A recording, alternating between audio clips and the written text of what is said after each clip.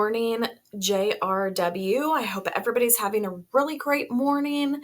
I hope testing went well for you yesterday. Um, so, today I want us to talk about how to manage anger or frustration. Anger is a really normal emotion to have. And I think it's important to think about, do you view anger as good or as bad? And the answer to that question is it really depends on how you manage it. If we manage it responsibly, it can be a good emotion and a positive emotion for us to experience. But if we don't manage our anger or our frustration well and in a healthy way, then it can be not so good. So, all of that really just depends on how we manage it. Why do we get angry? I think there's a variety of reasons of why someone may experience frustration or anger. Usually it's because a boundary has been crossed. Someone has crossed a boundary of yours that either you knew about or you were unaware that you even had. So maybe you're getting frustrated or angry because the tone of voice someone is using with you. Maybe you get frustrated or angry because someone's not listening to you. Maybe you're getting angry and frustrated because of other emotions that you feel and you're not dealing with them. And so it then turns to anger. So, here in a second, I'm going to put up on the screen what I call an anger iceberg. So, it really does a great job of showing how anger below the surface, underneath anger, are a whole bunch of other emotions that someone may be experiencing leading up to an angry outburst. So, just like we talked about mindfulness last week, mindfulness and practicing mindfulness actually helps us become more aware of when we are escalating or emotions are intensifying for us. We have to be mindful and be aware of where we are emotionally, what level we're at, and what are triggers? What are things that happen that bring up our level of intensity of emotion? And so some of those are other emotions: sadness, feeling rejected, feeling unheard, feeling like we're failing at something. Um, sorry, but a whole list. And that's what this anger iceberg shows. So take a minute and look at this, and we'll come back and kind of talk about it here in a second.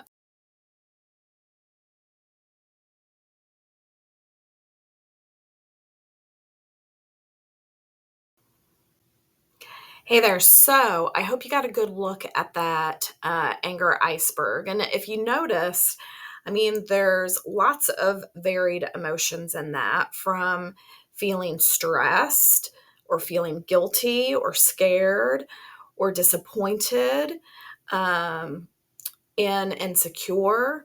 But at the top of that, above all of those emotions, at the surface, someone may see you feeling or expressing anger, but underneath that, what they're not seeing are those other emotions. And also at the top of that anger iceberg was some text, some information that I think is helpful and important.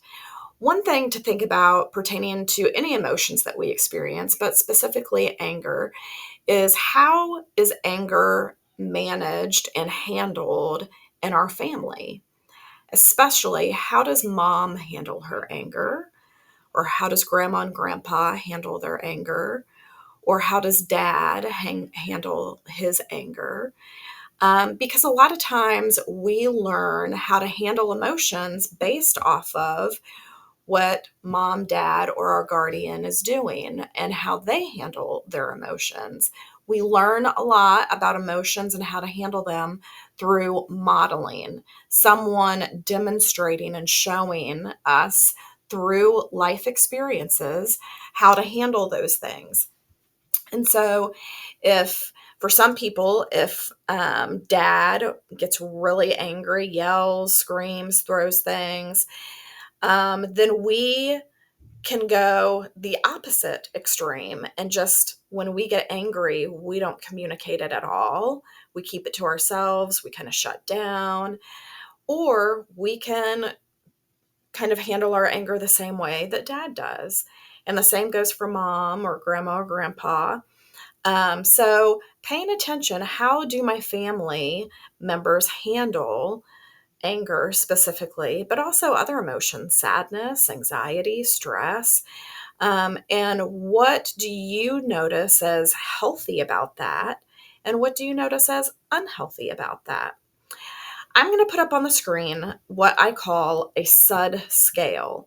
Basically, it's just a little temperature gauge that shows different levels of intensity of anger. And I want you to look at it and kind of try and pinpoint on a normal day, where would you be on that scale? And what are different triggers that bring up that level of intensity and get you to a place that you can't handle it? So just take a minute and look at this for a moment and kind of identify different points and times in your life when you've been at different places on this. Okay.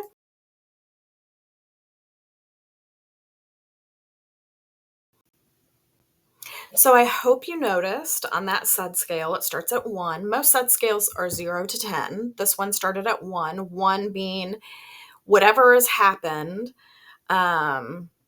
it just isn't bothering you. Like, you're able to manage yourself, your behavior, your thoughts. It's just the situation isn't bothering you. And it goes all the way up to 10, which is it's too hard to handle for now. And that's usually when there might be, an episode of us yelling, screaming, or,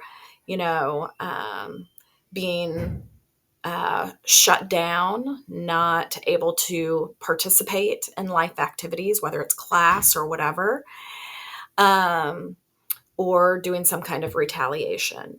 So I show you this because I think it's super important, and with any big emotions like anger and anxiety, depression, it's super important to plan ahead on how you are going to cope and how you're going to manage that emotion at all different levels of intensity. So having something like this that you can kind of look at to pinpoint where you are in the moment, but also what would be a great coping skill to match this intensity of emotion.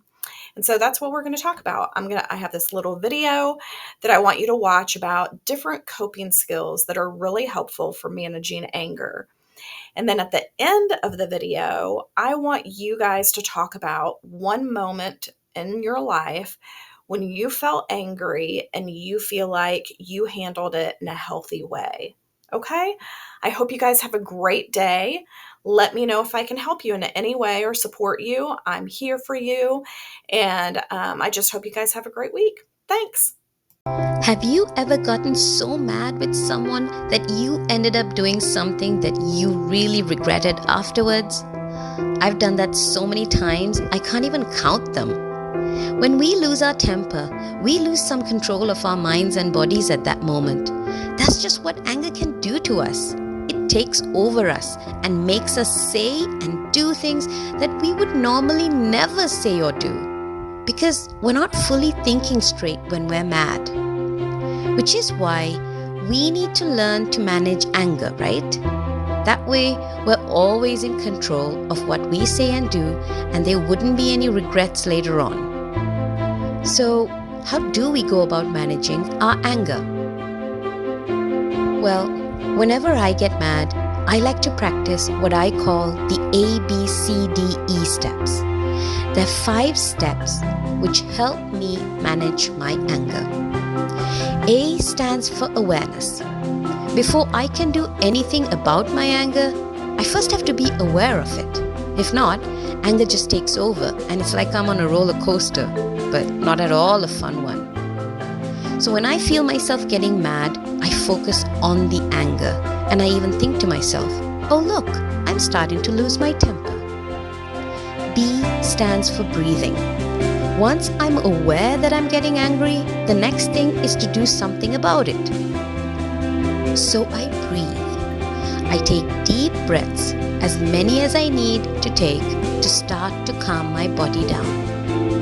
In fact, deep breathing is not only good for when you're feeling mad, but also when you're feeling sad or nervous. Try it, it really does work. C stands for counting. I count in between my deep breaths. So it goes kind of like this. 1, 2. You get the idea. D stands for distance. If I've done it right, by the time I've done steps A, B, and C, I've calmed down enough to not need it. But if I'm still feeling out of sorts, I'll put some distance between myself and the person that made me mad. Usually, I'll go for a walk outside. And E stands for express. No, not the express train, but expressing myself. Now that I'm calmer and more in control of my emotions, I express my anger and the reasons for my anger to the other person. Basically, I make sure they understand the cause of my anger and we talk about it.